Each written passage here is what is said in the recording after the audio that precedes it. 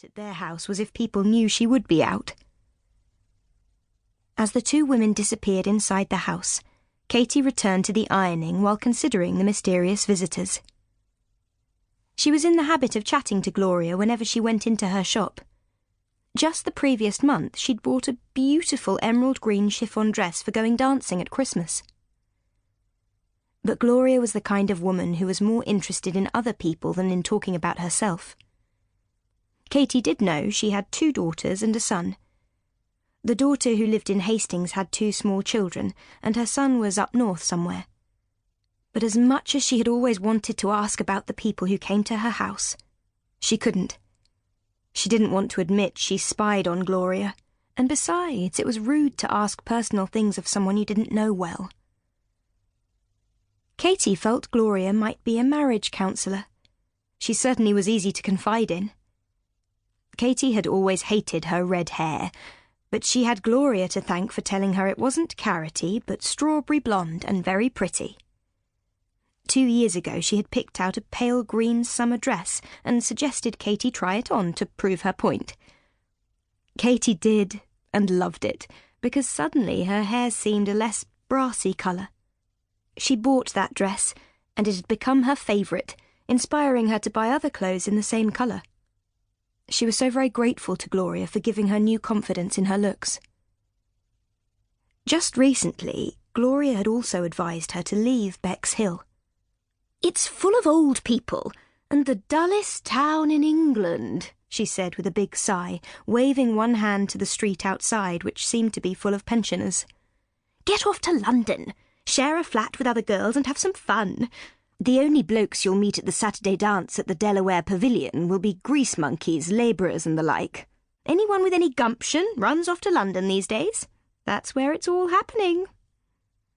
Katy knew Gloria was right. Most of the girls from her class at school were married now, some with 2 or 3 children.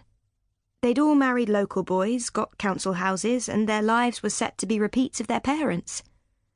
That wasn't the kind of future Katy wanted. She and her friend Jilly were always talking about broadening their horizons, and maybe it was time to start now. "There's no maybe about it," Katy said aloud. "You've got nothing to tie you to Bexhill." Rob was home from university for Christmas. Only last night he'd said he didn't think he'd come back any more because their mother was so cranky. But if Katy went away too, that would leave her dad at Mum's mercy. Already henpecked and ridiculed, he was likely to spend longer and longer in either the office or his shed to avoid her. Her brother might think their mother was cranky, but he really hadn't seen just how nasty she could be to their father. She always kept it down when Rob was home.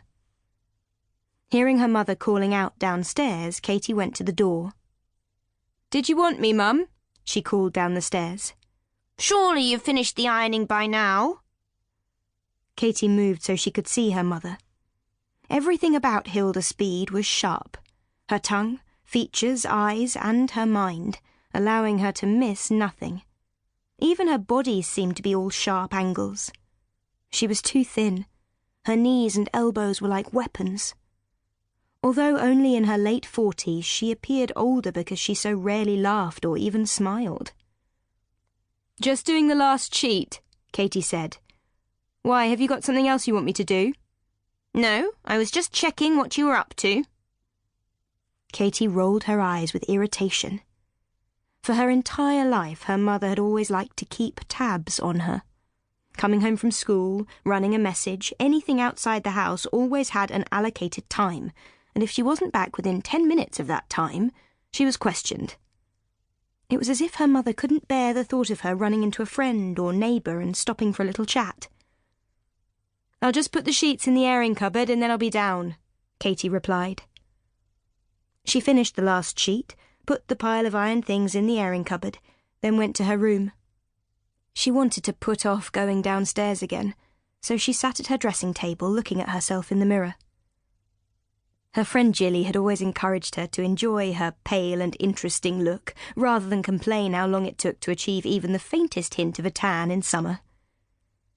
Now, at 23, she had finally accepted her looks. Straight, long golden red hair, the sprinkling of freckles on her nose, the pearly colour of